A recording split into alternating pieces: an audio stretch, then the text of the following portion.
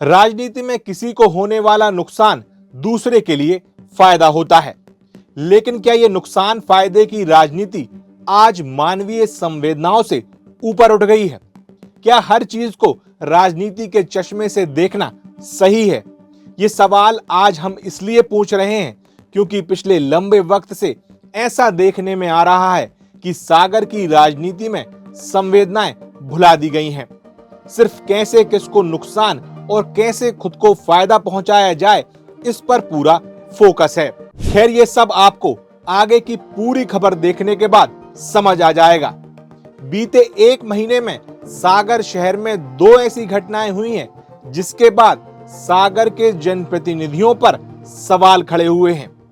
पहली घटना 4 जनवरी 2025 की दोपहर में बड़ा बाजार इलाके में एक मंदिर को लेकर उपजे विवाद की थी, जिसमें पहली बार सागर में ऐसे हालात पैदा हुए कि शांति का टापू कहे जाने वाले सागर में 4 दिन तक नफरत की आग जलती रही और कुछ लोग इसमें भी अपनी राजनीतिक रोटियां सेकने की कोशिश करते रहे। तो दूसरी घटना 1 फरवरी 2025 की दोपहर बस स्टैंड डिग्री कॉलेज के पास हुई, जिसमें बस के नीचे कुचलने से एक 35 साल के पिता और 5 साल के उसके बच्चे की दर्दनाक मौत हो गई थी। भले ही ये दोनों घटनाएं अलग अलग हों, लेकिन इनमें 3 समानताएं थीं। पहली समानता, दोनों घटनाओं के बाद शहर के लोगों का गुस्सा फूटा और लोग सड़कों पर उतर आए। जबकि दूसरी समानता, सागर के बड़े नेता और जनप्रतिनिधियों का इन दोनों घटनाओं से दूरी रखना, या यूं कहें कि संवेदनशीलता ना दिखाना। जबकि तीसरी समानता नगर विधायक शैलेंद्र जैन रहे, क्योंकि दोनों ही घटनाओं में केवल वो ही पहुंचे जहां 4 जनवरी को हुई घटना के वक्त वो भोपाल में थे और अपना दौरा बीच में छोड़कर सागर आए। वहीं सभी पक्षों से बात कर सामंजस्य बिठाया। जबकि 1 फरवरी को हुई घटना के वक्त वो अपने द्वारा आयोजित भागवत कथा में मुख्य यजमान थे। उसके बाद भी जैसे ही उन्हें इस हादसे की खबर लगी, वो तत्काल कार्यक्रम छोड़कर वहां पहुंचे। हादसे का शिकार हुए पिता पुत्र के परिजनों को संवेदनाएं दी और गुस्साए लोगों को भी शांत कराया।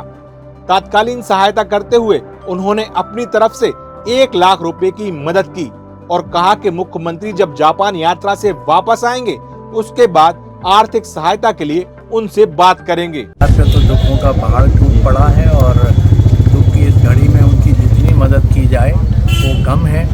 अपनी ओर से 1 लाख रुपए देने का भी वचन दिया है। खैर, इन दोनों ही घटनाओं में तत्कालिक रूप से विधायक शैलेंद्र जैन को छोड़ दिया जाए तो सागर का कोई भी जनप्रतिनिधि दिखाई नहीं दिया, जबकि सागर के हर मसले में अपनी राय रखने वाले नेताओं का यहाँ भंडार लगा हुआ है।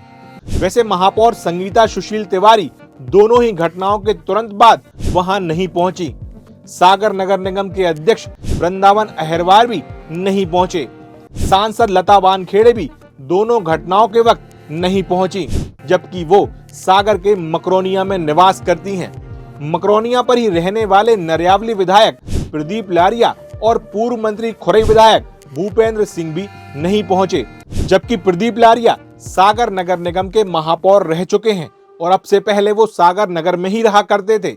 वहीं मंत्री गोविंद सिंह राजपूत की बात की जाए तो सागर में ही निवास करते हैं, लेकिन इन दोनों मसलों से वो दूर ही रहे।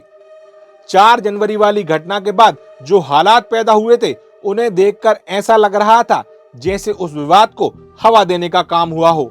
जबकि अगर विधायक शैलेंद्र जैन भोपाल में थे तो महापौर, सांसद, नगर निगम के अध्यक्ष, मंत्री, पूर्व मंत्री, किसी को तो आगे आकर जिम्मेदारी लेकर इस विवाद को हल करना चाहिए था। उधर 1 फरवरी को हुए बस हादसे के बाद भी इन जनप्रतिनिधियों का और इनके किसी जिम्मेदार प्रतिनिधि का ना पहुंचना भी कई सवाल खड़े कर रहा है। खैर, जो भी हो, सागर में होने वाली हर उस घटना पर अपनी प्रतिक्रिया या राय देने वाले उन तमाम नेताओं से सिर्फ एक ही सवाल है, क्या राजनीतिक फायदा नहीं होने पर या उनके पहल ना करने से किसी को राजनीतिक नुकसान पहुंचाया जा सकता है?